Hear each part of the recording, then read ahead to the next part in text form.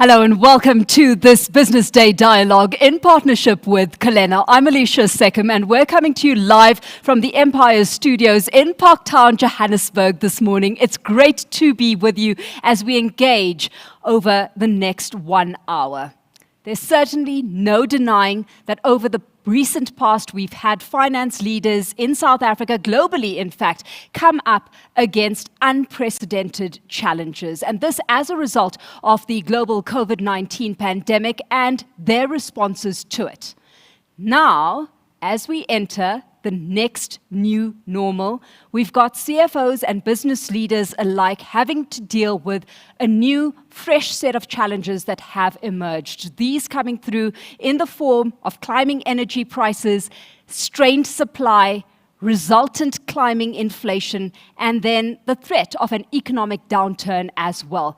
So over the next hour, we're going to be taking a closer look at some of the tools CFOs and executives can use to respond to the uncertainty that they're coming up against and how they position themselves and their organizations for future growth, and that through automation and digitalization. In conversation with me and joining me right here on our platform this morning, Bongi Ngoma, she's Head of Audit at the Auditor General of South Africa. I've got Sipa Ndawande, who heads up Africa operations at Kalena as well. And then, because we are living in a hybrid reality, joining us remotely this morning, we've got Vincent Mtolo, who's Chief Financial Officer at UCT, and then Chairman of SAICA as well, and then Rowan de Klerk, who's CEO at the FD and the CFO Center, South Africa. So welcome to you all. Thanks so much for joining us in studio, remotely as well. And Rowan, I'm going to take the conversation to you. So let's start off a bit abroad for now. I've summed up in quite a small nutshell there some of the challenges that business leaders are coming up against as they operate in a broader economic context. What would you say for a CFO managing the purse strings of an organization, some of the biggest challenges they are facing at the moment operating in the South African economic climate? Well, as you mentioned, we've got all these global issues going on. We've just come out of COVID, and I just see South Africa as if we were all on boats in the ocean. We're one of the smaller boats, I suppose, that gets swayed around when the stormy seas happen. And if something happens overseas, it kind of affects us. If something happens locally, it affects us. So our response always needs to be looking quite broadly to what's going on in the rest of the world and industry. And I think one of the biggest challenges that we're facing is how do businesses respond? How do they reinvent? How do they rethink their traditional strategies, which are just not going to be able to work going forward, particularly with the high inflation and the whole global challenge with with the oil price increases, etc. So it's a reinvention, and a big part of that is the funding, the cash flow, the funding of how this all works. Absolutely. Bongi, what pressures are these challenges exerting, would you say, on the function of the finance function of organizations, and how's that pressure coming to bear on the effectiveness that arm within businesses are managing to deliver on? Yeah, thank you, Alishia, for that question. Let me maybe start by latching on what Rowan has just touched on just now. You know, the pressures that the CFOs go through is the fact that the cost of doing business is going up. It's actually getting out of hand. And where it becomes complex, and it's a dichotomy, is that as a CFO, you've got to manage the sustainability of your business in spite and despite all these pressures that Rowan talked about. So that challenge of ensuring that your organization remains sustainable remains a dichotomy that the CFO has to deal with.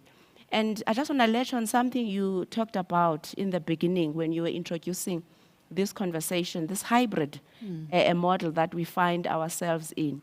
And it's a consideration that all CFOs are currently pondering around, currently seized with because it affects their decision making on the real estates. Because the statistics are showing that with a hybrid model, 30% of the accommodations are not occupied. So the occupancy rate is so low.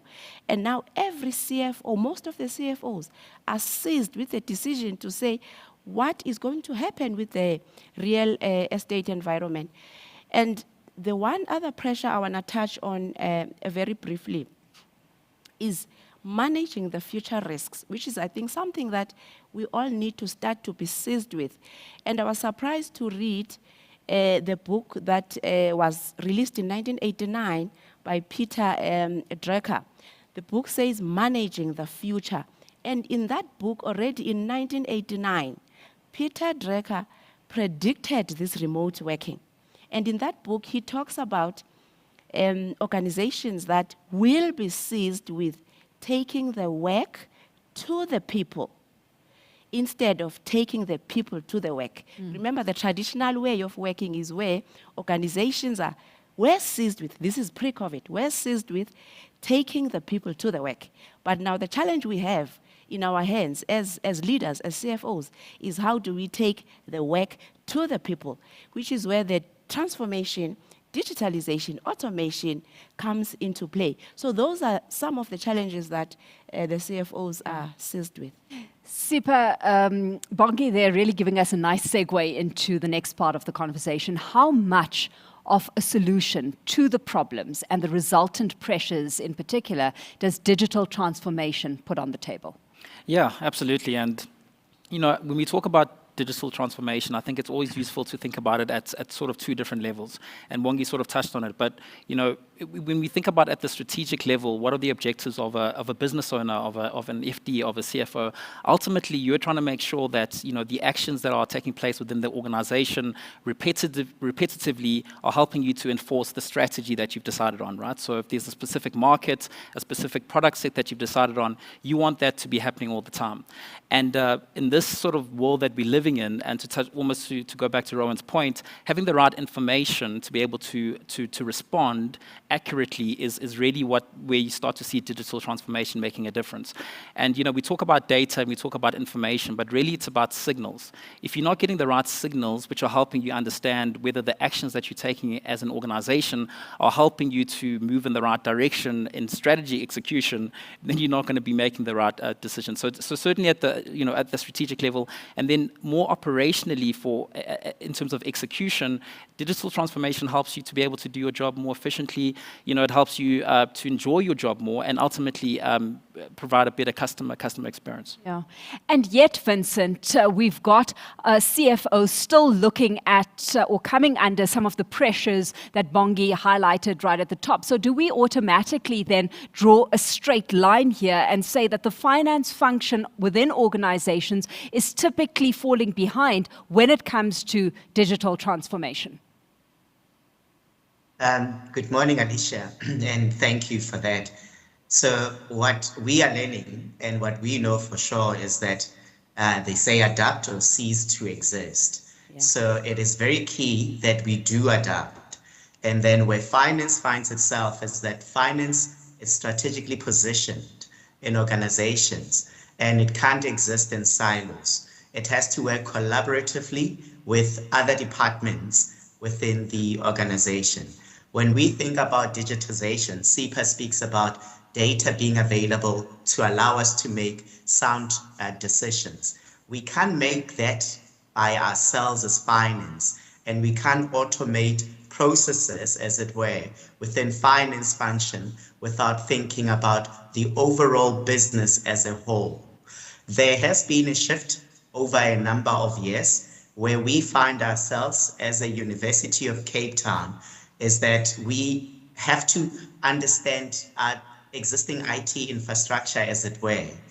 Some of it is relevant for the future, some of it isn't. And that isn't, we don't have to continue with it. CEPA speaks about how digitization is becoming an enabler and allows us to be efficient in all we do. More so for us is that if we don't, then we don't become relevant. And key to that is that we want to be sustainable as an institution. because not only are we competing for high-performing students in the public university sector, there's a number of universities, private, coming in, and more so international universities, because of this hybrid working environment and being able to provide education online as well. So we are looking at processes not only from a finance perspective, but also operationally to enable us to be successful in what we do. Yeah.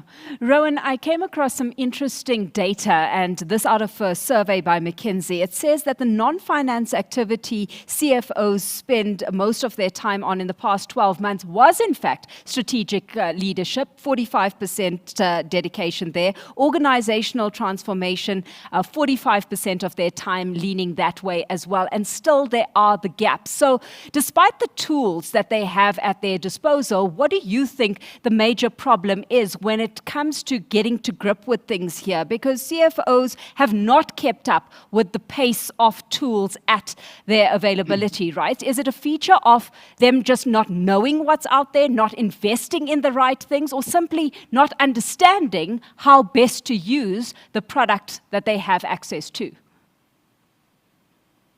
It's a good question. And I think it affects different businesses differently. But I would just say that from the top, it all depends on the strategy of the organization, I would say, depending on what the company is actually looking for and what kind of data they wanting to analyze and kind of make decisions on, because business is all about decision making. And I think if a CFO is doing their job, they're going to be looking at how do I get this information from right across the business, financial, non-financial, and how do I analyze this sufficiently so I can get simplicity at the end of complexity and be able to present this to the leadership, to the people that use this information to make better choices about the business and about especially looking forward. And that data is available. So I don't think that CFOs are necessarily lagging. I think it's about integrating systems and bringing in the data and analyzing that effectively, to repeat myself, so that we get these dashboards of financial and non-financial information that is meaningful, succinct, and reliable to make decisions. Yeah. Vincent, what would you cite as the biggest barriers to digitally transforming an organization, specifically within the finance function? What I would think is the biggest barrier would be culture. Culture is quite key. If people are comfortable doing things the way they've known how and not adaptable to change, that makes it a huge barrier, as it were, because you can have all these amazing technologies, but no one using them. It's us right now being on this call, as it were, in the mode that we're in. Before COVID, this was largely frowned upon, but these technologies have been there all along.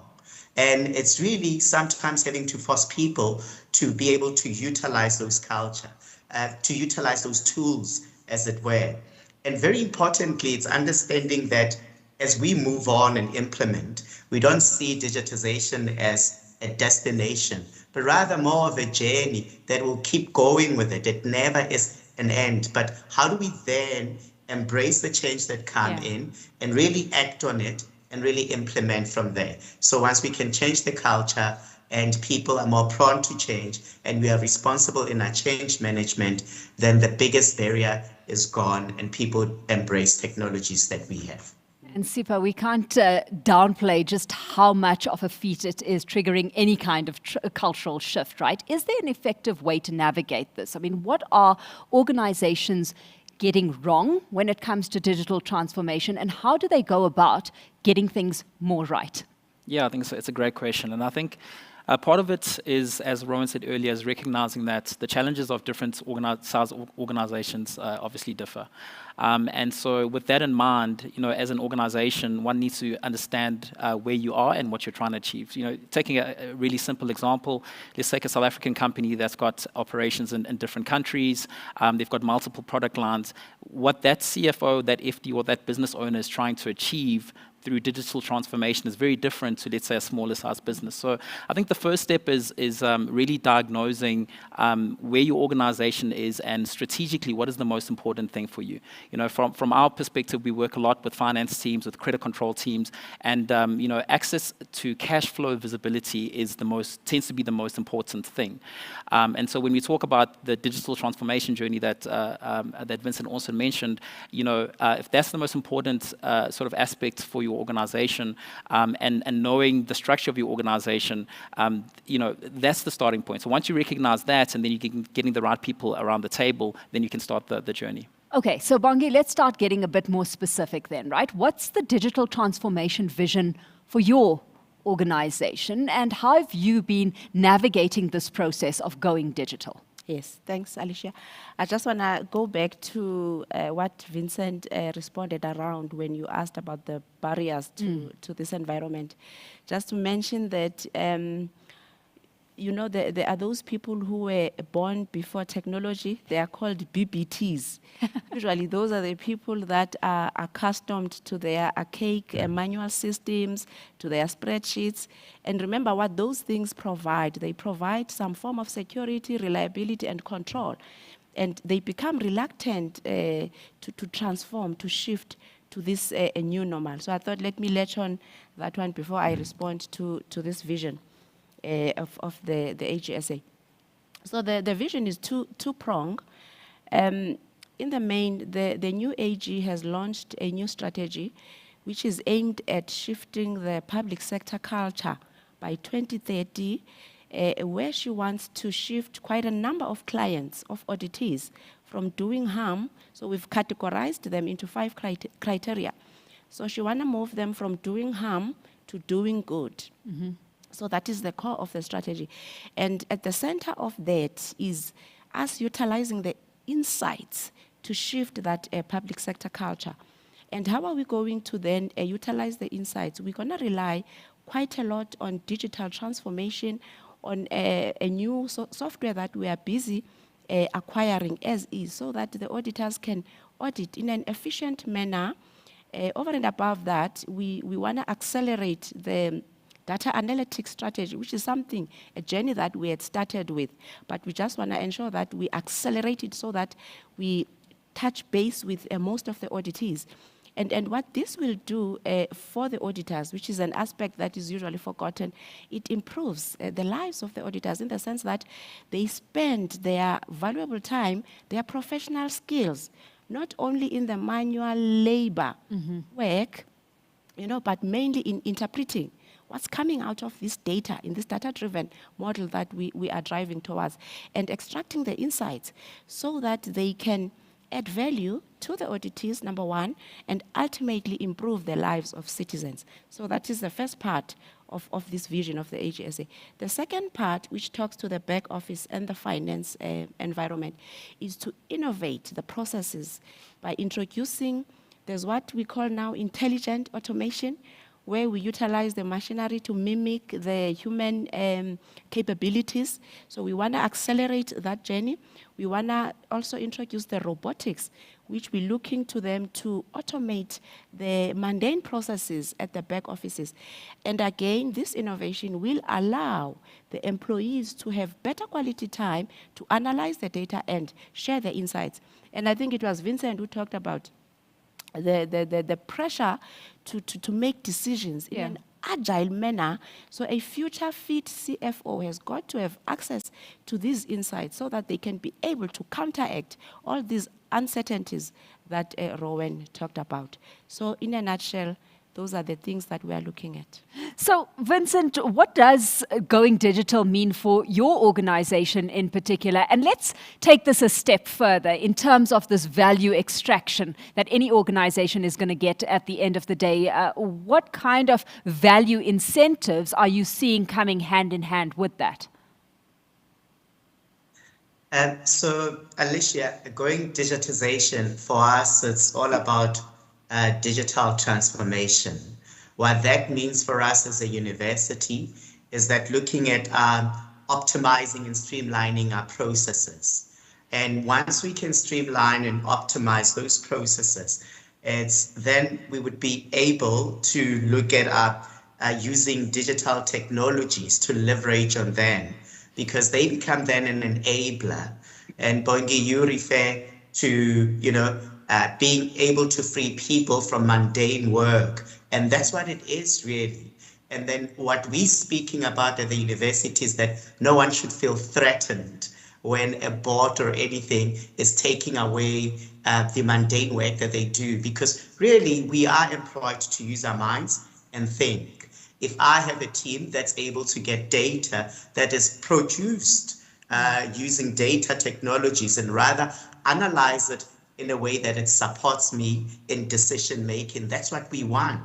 And what we need to do is to empower people in reskilling, because then when they realize that there's a job security, people work with us in this journey in coming up about solution and digitization that we never even thought about. So it becomes very collaborative, and we're encouraging that environment at the university where we work together with our staff, but also providing job security. Because if that is addressed, then innovation will thrive and people won't feel threatened, and we can repurpose people and reskill people and have a meaningful staff that contributes to the university in a way that we want, and we can compete in a way that we think we fit to. Yeah. And Siva, we've heard this before, right? As we've been thrust into this new era, the quote is, employing business intelligent tools to make more data-driven decisions is the best way to manage working capital and maintain growth amidst economic recessions. Are there numbers that we can actually attached to this? Because that's what any business leader wants, right? The real incentive. In terms of value of capital investment here, can you equate that to X amount of return over a Y timeline? Thanks, Alishia. And I mean, again, another very good question, and it's got, I think it's got several layers to it. So, whether you're a business owner, an FD or CFO, ultimately getting a return on any investment that you make is top of mind. And I think that's the case with business intelligence tools as well. If I could talk about various parts of sort of the digital transformation ecosystem, but if I could talk very briefly about order to cash. So all the processes that are involved from the time that an order is made to the time that cash is received is sort of termed order to cash. Now, very interestingly, the Boston Consulting Group, it was about probably a couple of years ago, did a study where they surveyed organizations who deployed best in practice order to cash platforms. And from an ROI perspective, some really interesting insights. So firstly, revenue actually increased 1% to 3%. There was a reduction in 30 to 40% reduction in receivables. There was improvements in employee experience, and there was also an improvement in customer engagement. So, when we talk about return on investment with business intelligence tools, it's actually multi-layered. You don't just get one output. It's not just the immediate financial output. It's also about improving the customer engagement.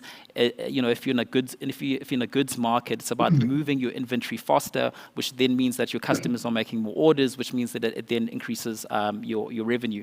So that's what we see a lot. When these tools are deployed properly, is that you get this multiple ROI effect. Yeah. When these tools are deployed properly, Rowan, are we seeing enough capital investment being directed this way? And never mind enough capital investment, the right capital investment being deployed down this avenue?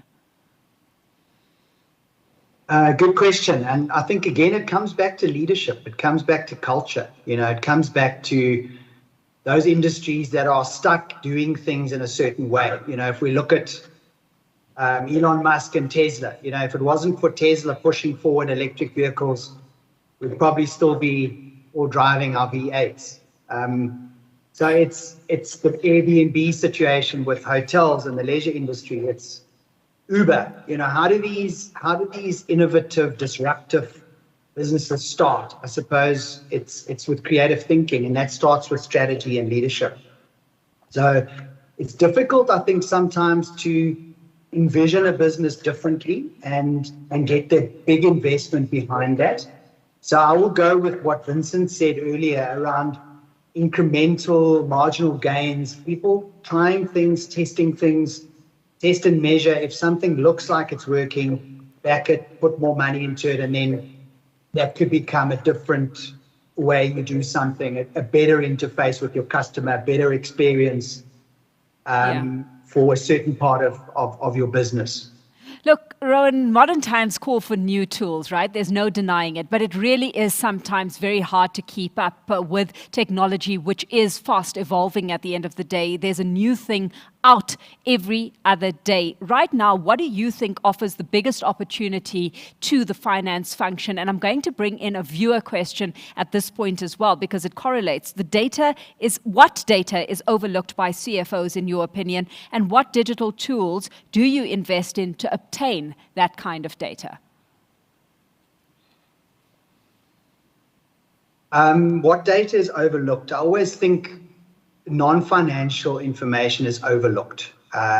Often industry comparisons and benchmarking is overlooked because people see their businesses in isolation and they don't compare to others. And then, is it sufficiently forward-looking?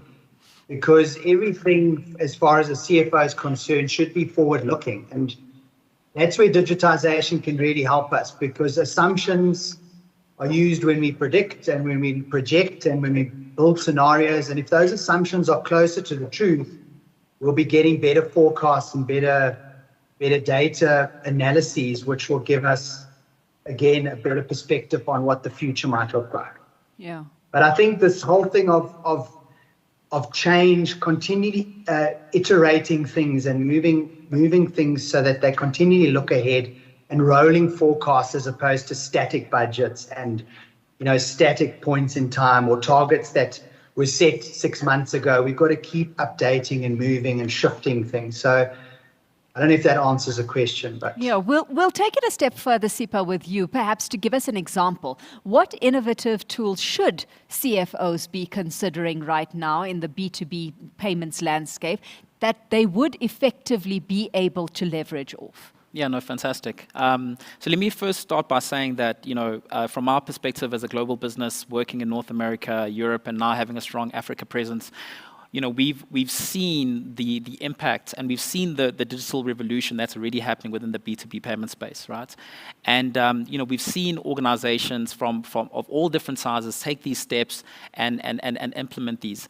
I mean, as from a South African perspective, and I think Rowan sort of touched on it early on, we're interconnected in some ways with the world, and in other ways still a little bit siloed, and so we still see a lot of opportunity when it comes to the B2B payment space. And let me also say that, the word B2B payments can sometimes be confusing to people, but, when you distill it, it really is about how do businesses make payments and how do businesses receive payments. And the traditional way of doing those two activities, making payments and receiving payments, has been disrupted by fintechs and financial technology organizations like ourselves. And so, from an organization perspective, it's about taking a step back and saying, the way I'm doing these two activities right now, is there a much better way to do this, right? And then zoning in on that area and focusing on that. Absolutely. And the focus then is on forward-looking data as well, and how to use that best, right? Bongi, we talk about those who aren't leveraging off technology as well. To what extent do you see this at work, where there are tools enabling predictive analytics and forecasting to the benefit of business and business growth? Yes. I do believe, Alishia, this part of predictive analytics has not been optimized. If you look at the stats, about 30% of the CFOs are utilizing that tool. So there is room to expand on this one as CFOs.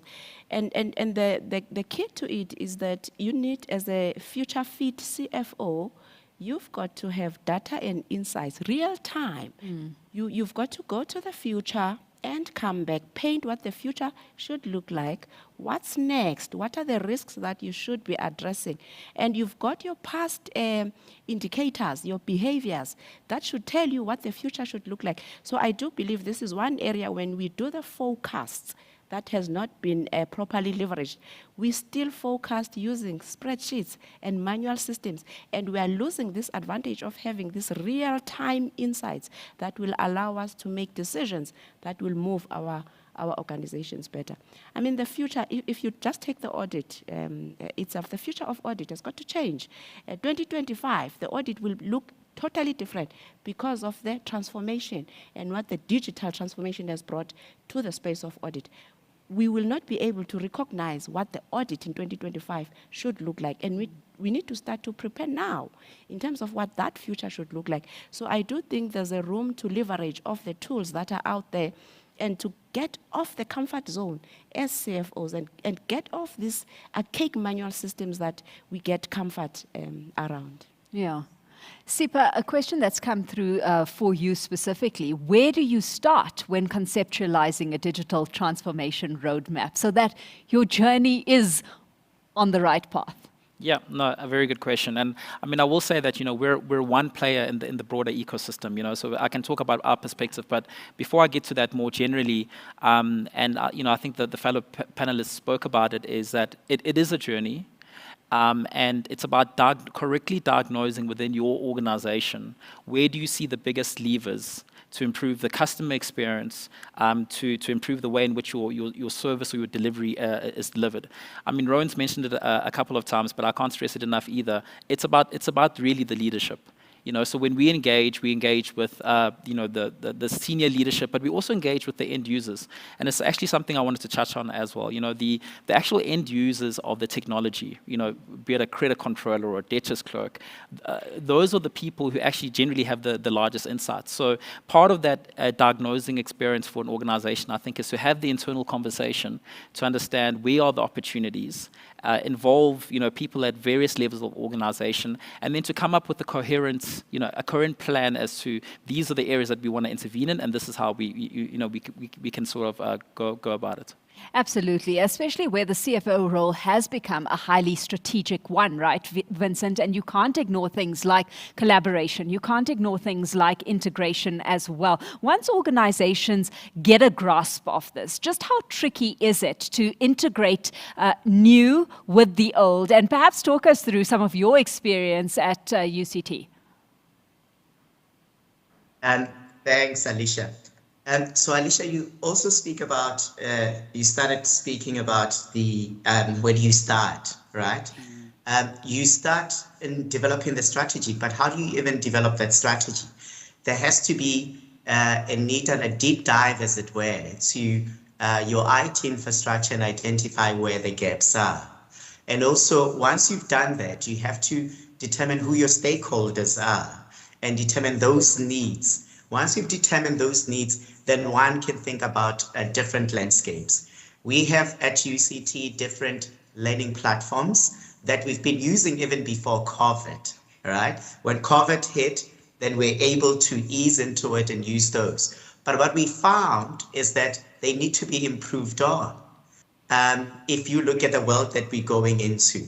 So we remain agile enough to say, we need to find a way that we don't supplement. We rather supplement than rather create something that doesn't add value. I'll give an example. One might think that back in the day, most CFOs will identify with this, where you have to sign heaps and heaps of file of paper. And then all of a sudden there was COVID and those papers changed into PDF documents. That's not digitization, right? And that's what you find as well. And I mean, when Bongi spoke about that use of technology and understanding that having an Excel spreadsheet is not an effective way, it really isn't. It serves a purpose, it's a limited purpose. There are great tools that exist in industry. There's a number of them, but the danger is that you don't want to pick and do everything else because it's being made available to you as a CFO. A clear plan, a clear strategy is absolutely required and very important for us before we can execute on anything. But you cannot do that without understanding your current infrastructure, what your needs are. So that becomes really important. And that's what we're doing as well within the finance department at UCT, is to realize that we may have an accounting software, but that accounting software on its own, it's not enough, because we need what? We need data, something that would enable me to make decisions at the speed of time that are required to make them. Bongi earlier mentioned the use of bots. Those are possibilities that we can look at, and in that instance, freeing our staff and concentrating on what is more important. The use of blockchain, that may be another area that we're exploring. We are not there as yet. And what we are doing is that we're doing really a deep dive and collaborating with our ICTS department, our HR department, and the faculties as well, because student information really influences us in the decisions that we have to make. Rowan spoke about not just financial data, but also non-financial, which is very key in our decision making as CFOs, because our role is shifting in many ways. That, numbers are important, but in making those numbers, you'd find that there's lots of qualitative information that we need to make. Rowan also spoke about the fact that, we have to think about the future and make assumptions about the future. Those assumptions can only be close to reality if they are responsibly done with information that is accurate, as it were.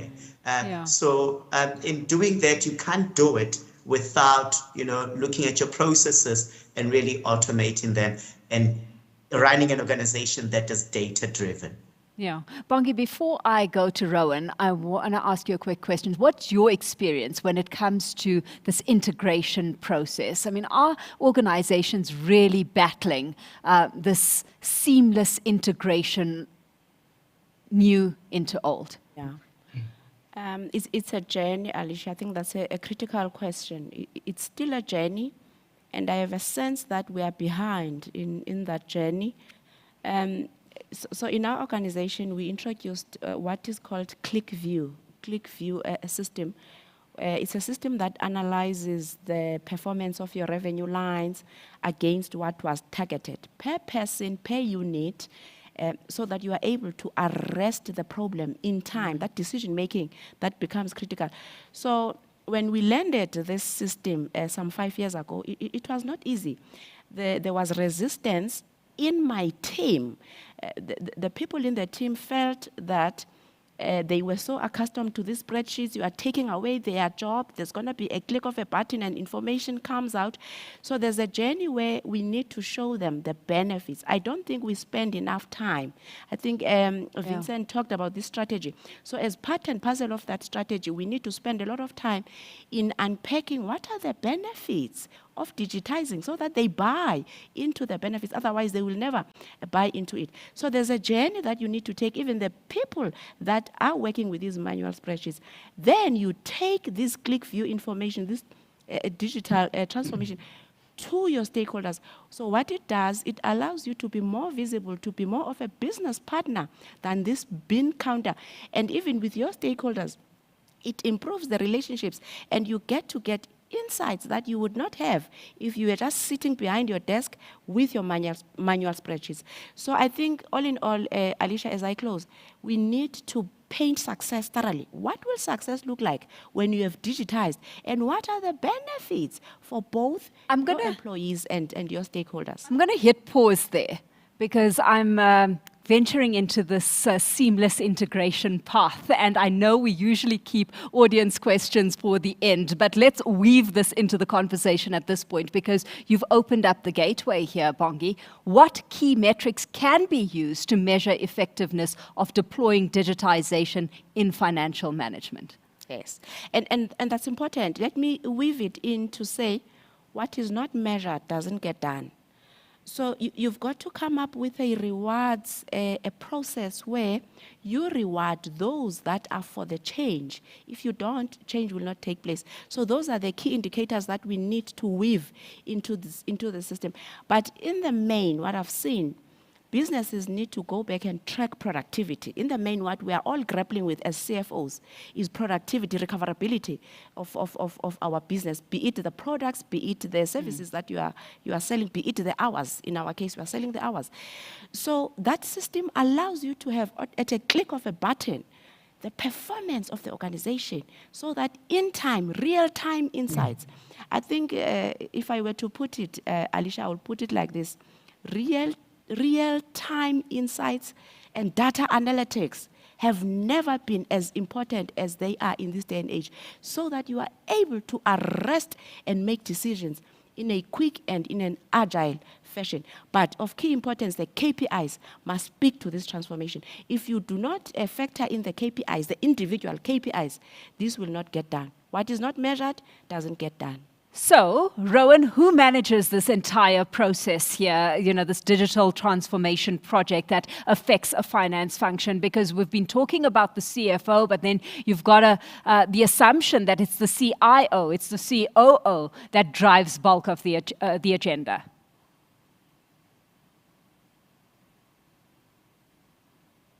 Yes, I think it's an interesting question. It really depends on the size of the organization. In smaller businesses, it would be the CFO. In slightly larger businesses, it's more the CIO plus the CFO. But I always think it's a business imperative. So it's the leadership that own the digital transformation. It's not just the CFO. The CFO may implement, the CIO may develop the entire strategy, but it's the business leaders that must decide on the business case and why this is going ahead. Bongi hit on some key things there, talking about the metrics and the measures and what this digitization will do and what we're going to get out of it. And I think that's really important. There's a black box here, and what comes out the other side? What are the outcomes? What are the different dashboards, the different KPIs for the different departments? Sales is going to need something different to finance, something different to production. And are those meaningful? And are they looking ahead? Are they lead indicators, not lag indicators? Are they giving us some idea about how to change our behaviors towards a different outcome? So I fully agree with what Bongi said, is that, there's this time we live in is a data age, and we need to know how to analyze this data and deal with it in a way that is effective. And it's got to be simplified to the point that we can digest it and it's ingestible for people, and we are able to use it so that it enhances our lives and our customer experiences, because that's what it's all about. It's got to drive the revenue of the business as well, not just be an internal mechanism that supports internal efficiencies. In that context, it certainly is refreshing to see some of the stats that have been emerging. 81% of CFOs identify with innovation as one of their primary responsibilities. 77% see digital transformation as a top priority within their remit as well. So shift is certainly afoot, and we're seeing this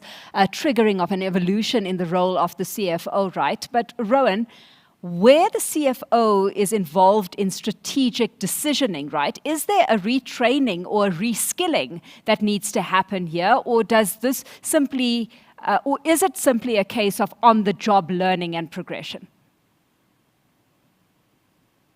I think there is a certain amount of development, personal development, that needs to take place. Some CFOs are younger; they come from the digital age. I mean, Bongi touched on it. Some are slightly older and coming from the spreadsheet age, or even before the spreadsheet age, that didn't understand how to go onto the computer, so to speak. And that's the issue we face. So certainly there's development needed. And, the younger people slot into it easily. The older and perhaps ones that have come from a different era would need to develop and understand how this is going to benefit them. And I think that's what's probably holding certain industries back, is that we've always done it this way. How could it be different? And I think that's what's got to be tested now. Yeah. And Sipa, Vincent touched on this earlier, right? How much resistance do you see to a transition like this, where often the assumption is this kind of transition is going to pose a threat to my job because it will make my role or function within a department redundant? Yeah. Another very good question. And I think, we sort of see two types of scenarios. So there's organizations who don't recognize the size of the problem, although they know there's a problem. Then there's organizations who've recognized the problem and are now moving towards the journey of solving it. And obviously the latter is easier to work with because there's generally recognition. Unfortunately, usually because of a result of some elements of pain, right? So the organization is feeling, in our environment, really focusing on cash flow. There's a real strain on working capital, and so somebody has taken the decision to say, we really need to sort this out, and now we need to look for solutions. I want to come back to what Bongi said in saying that it's about painting the vision or the future scenario to make sure that from the people, the end users to the middle management to senior management, everybody understands that ultimately this is a benefit for everybody. And then coming back to Rowan, involving.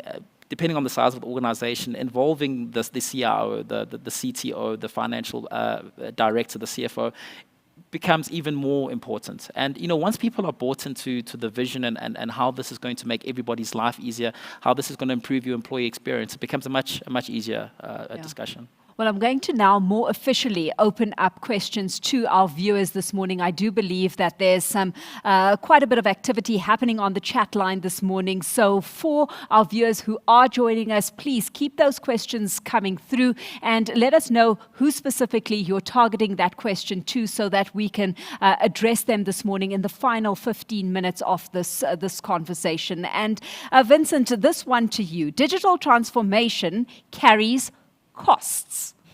I'm a small business owner. I don't have the funds to just upgrade everything. Could the panel give advice on the best way I could transform my processes to lower costs? Yeah.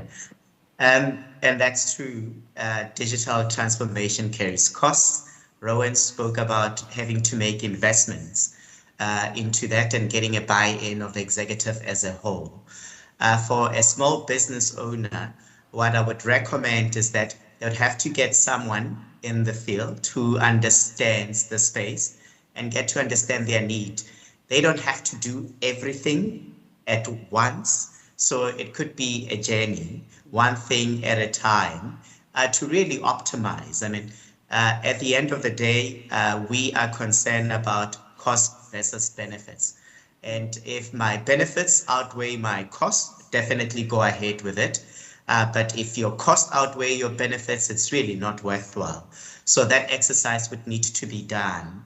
And I understand where it comes from. One may feel like they're missing out, and there's so many products on the market that everyone must get. You don't have to. You don't have to get everything. You have to understand a scenario in your environment.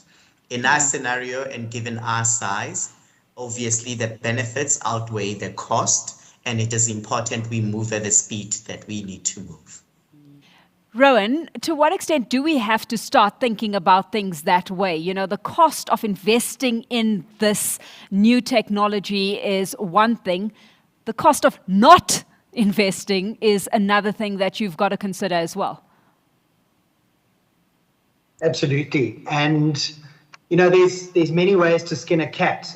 And I think everybody has to find a way to get into technology if they're not, and to get into digitization. And I think the software houses and the different digital providers or solution providers have made the ability to enter easier, by cost, license fees, software as a service, paying your way as you go, as opposed to big investments up front, which always used to be the case, investing in huge, big mainframe servers and big hardware investments are no longer necessary. I think you can do a lot via the cloud and pay as you go. So that is making it easier and more affordable for people to enter the market. But absolutely, we cannot not move forward. And that's the thing. It's about marginal gains, as I said earlier. Yeah. We've got our viewers, Bongi, this morning looking for a lot of advice, right? Where can CFOs get help with transformation and lessons learned? Yes, I think that's quite key. So I will latch on what Vincent said. There's so many benchmarks out there. Even Google has got so many advice that one can tap into. But again, especially for that small business, if I were to go back to that question, it's going to be important to find a big brother, someone who's in your line, but who's slightly bigger than you, and then engage with them and seeking opportunities for mentoring. You'll be surprised that, especially in the public and private, you'll be surprised how much appetite the private sector has to mentor the smaller businesses. So I do think we need to start to leverage off those opportunities that are out there, Alishia. Yeah. Sipa, a question for you. How can technology or shared data potentially bridge the divide between the debtors department and the rest of the organization? So we've been talking about integration, we've been talking about collaboration, but perhaps not throwing enough of a spotlight on the kind of divides that this could spur as you go down the road. Yeah, no, absolutely. So, I mean, I touched on earlier on that, one of the big focus areas for any CFO is working capital. And, what's interesting is that, we build these really complex cash flow forecasting tools and modeling, but at the end of the day, if the data that you're getting is not accurate, the basis of your forecasting is really not going to work. So, where we see a huge opportunity to bridge that divide is by providing, credit card controllers, debtors controllers with the right technology to be able to do their jobs more efficiently, but then integrating that with the broader ERP, the broader accounting or financial system of an organization, and that's where we see the bridge. So it's about making sure that the actual data that you're starting off with is accurate, and then providing that integration into the rest of the financial ecosystem. Yeah. Vincent, is that how trust gets built here? Because a question that's asked is, how will trust be built into the digital transformation process in order to create a culture to operate the tools with less conflict, corruption, and competition for all stakeholders? Yes, Alishia, I believe that's how trust is built. It's built by being collaborative. And it's also built in terms of the benefit of what digitization provides us with. It's a control measure for us as CFOs to make sure that the information that goes in and comes out, it's less manipulated than when we have people involved in. We've known that for a number of years. When we digitize, there's less errors that do occur than when we have people actually being actively involved. And then we get trusted more with our decisions that we make. We make sound decisions when we think about our projections and assumptions, because information that goes in is the right information and information that enables us to make decisions. And there's another element of trust here, and it's trust in our people, isn't it? And understanding what are the benefits. And as a panel, we've been speaking about what are the benefits really of this digitization. It's because not only is it an enabler, but it benefits all of us in terms of achieving efficiency. I normally joke with my staff and say we all strive for a work-life balance, whatever that is.